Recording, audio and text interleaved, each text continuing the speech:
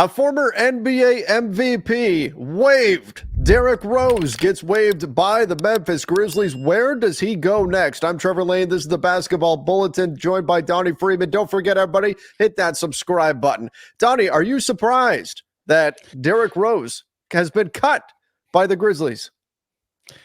No, not really, but it's a nice story. It could have been a nice story seeing him play more alongside Ja, who's a player of a similar archetype to him, or what he once was. So, but not really. I mean, he's kind of a journeyman at this point. So, and true. So here's the story itself. Shams Charania, the Memphis Grizzlies, waiving former NBA MVP Derrick Rose. Now, here's a little bit of context, though, from Ian Begley, who Derrick Rose played for the Knicks for a while. So Begley, a New York reporter, said, my understanding on the Derrick Rose situation, per sources familiar with the matter, Memphis let Rose out of his contract. Look for Rose to provide an update on what's next for him later this week. The Athletic reported that Memphis is waiving Rose. League sources confirmed that. It's technically accurate, but the fact that the Grizzlies let him out of his deal is an important distinction.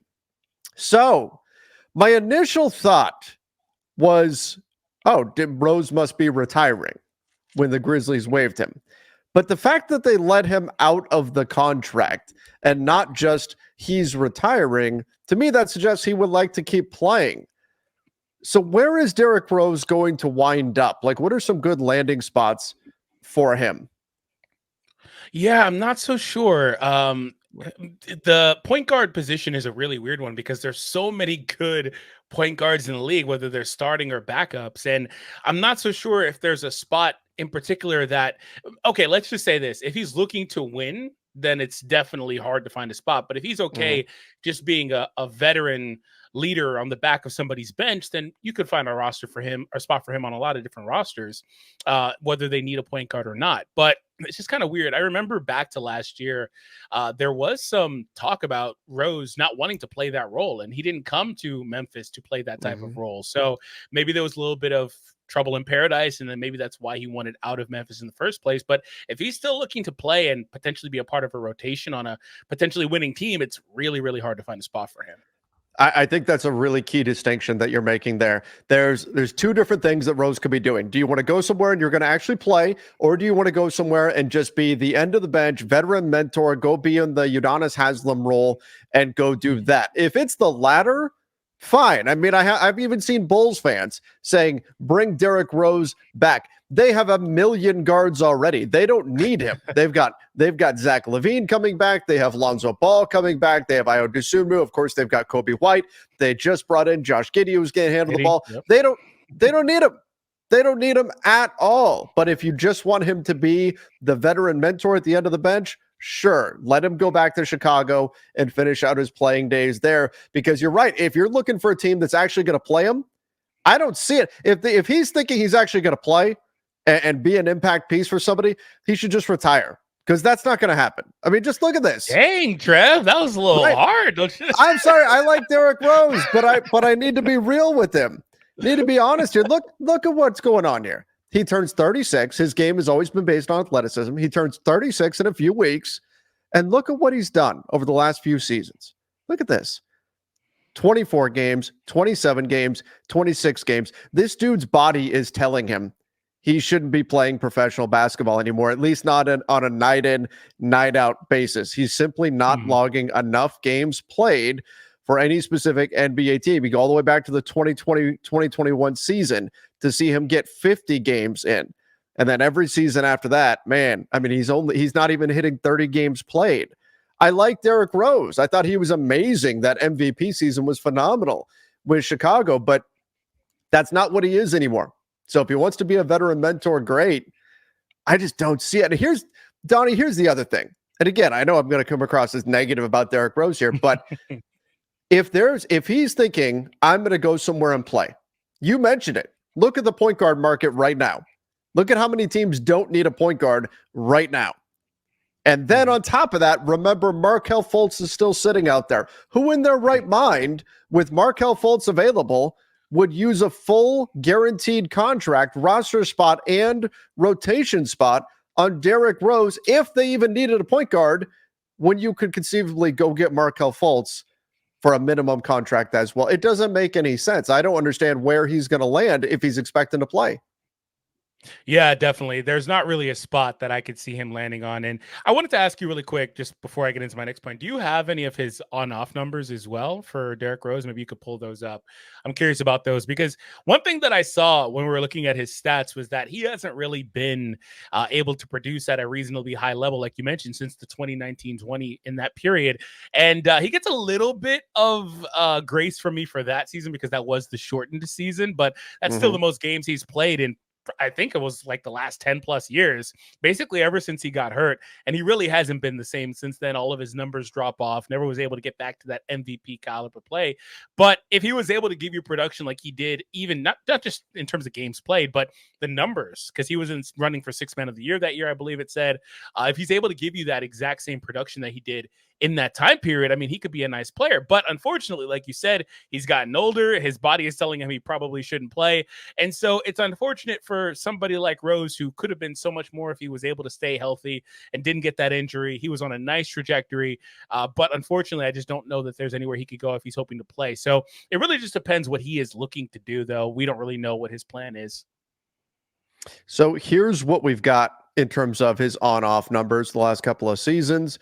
Derrick Rose. I mean, the problem is the sample size is so he can't get on the court, right? That's just it, right? Like you see here with the Knicks, minus 7 points per 100 possessions in terms of point differential, minus 17 wins if you have him on the floor. But he played 332 minutes. Like that's nothing.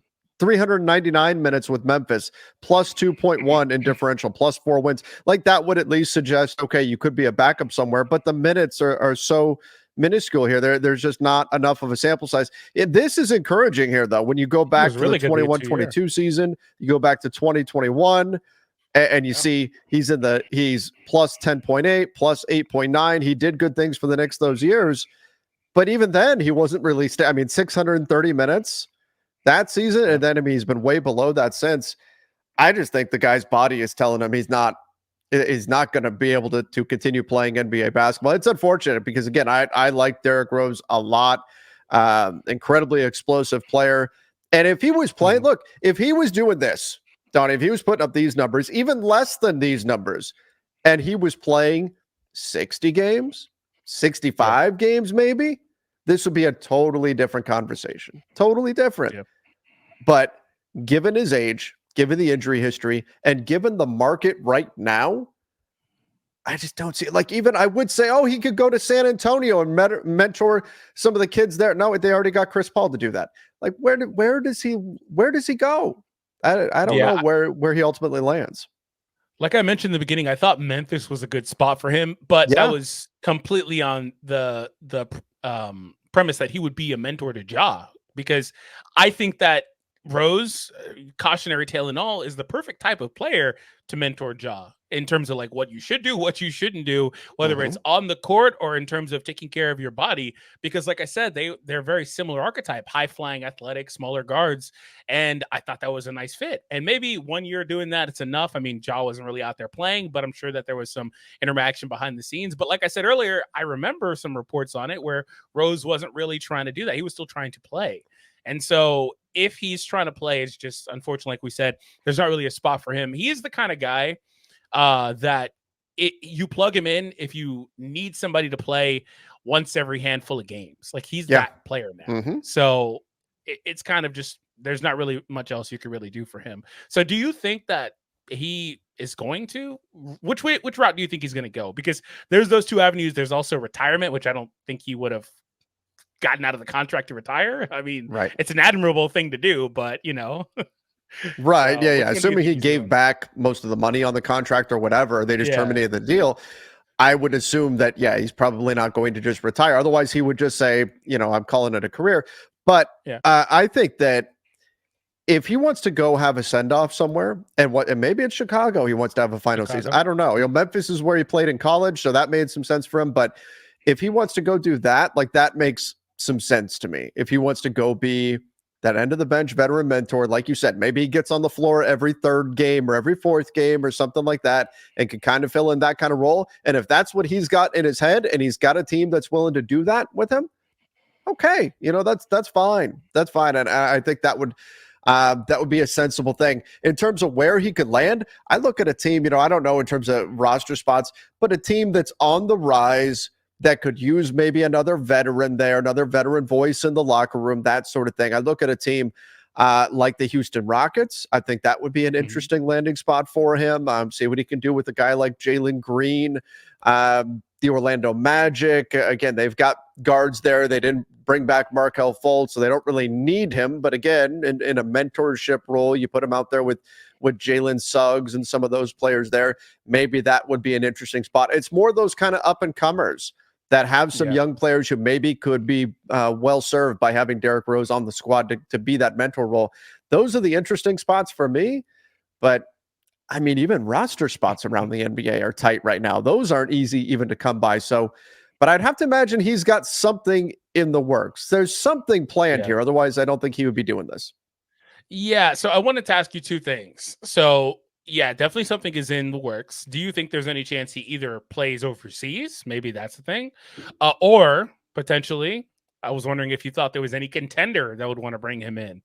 Now, like we said, hypothetically speaking, because I'm not sure why anyone would bring in Rose other than to be a mentor over somebody like Fultz, but maybe if there was a contender that was looking at him and maybe liked what he could bring in terms of like playing once every few games, maybe he has something that he's thought of or talked to and they think that they can make it work. So maybe that's a thing. I don't know. But like I said, it's pretty hard to come by that. So. Yeah. So Derrick Rose, over the course of his career, according to Spot Track, has made $166 million. He's in good shape with that. Like, there's some guys who continue to play. They go overseas because they want the paycheck, right? I mean, that's a factor. That's fine. There's other guys who go overseas and they have like a second career there. Look at what happened with Stephon Marbury. He was able to develop a big career overseas. I don't know where he's. I don't think he needs to do it financially. As long as he's managed his money appropriately, he shouldn't need to do it. But maybe that's something that he wants to do. If he wants that experience, I wouldn't, put it past him. I'd be a little surprised. As far as, is there a contender that really wants him? Again, if I'm a contender, do I look and think, you know what? I'm going to gamble on Derrick Rose being healthy for us. We really need. And first of all, I can't think of a contender off the top of my head that I say they really need a backup guard. And even if they did, why would you not just turn to Markelle Fultz? It just, it just doesn't seem to make sense to me. Again, if he played like 60 games, I think contenders should be knocking on the door, but he just hasn't. He hasn't been able to stay healthy. So I'd be surprised if there was a contender out there saying, we really need a reserve guard that's going to be part of our team. And we believe that guy is going to be Derrick Rose and that he is going to be an option for us in the playoffs. He'll still be healthy, because so far recent history has said that won't be the case. Yeah, no, I agree. I'm just trying to make, sense of why he would want out of the contract. So, you know what it is? I've actually found the answer. It's a team right in the middle. And the team he's going to, the Los Angeles Lakers. With what roster spot? they're gonna decide that they're not gonna waive. They're gonna actually just trade Cam, just flat out. Just make it happen. Well, that would be the most Laker thing ever. You've got Tyus Jones, you've got Gary Trent Jr., our old friend Torian Prince. All these guys go for minimums. Lakers won't give up an asset in order to move Cam Reddish or whoever onto somebody else's roster, but they'll do it for Derrick Rose. Oh my goodness. You heard it here first. Lakers fans would lose it. Oh no. Everybody, make sure you subscribe to the channel and let us know in the comment section, where is Derrick Rose going to go? Where does he land? Find a landing spot for us. Where makes sense for Derrick Rose? Put it in the comments section. Donnie, this was a lot of fun. Thanks for jumping on here. Definitely, absolutely super duper fun. And something that is not so fun is the bad news that the New York Knicks received earlier today, which you can find on your screen right now. Make sure you check it out.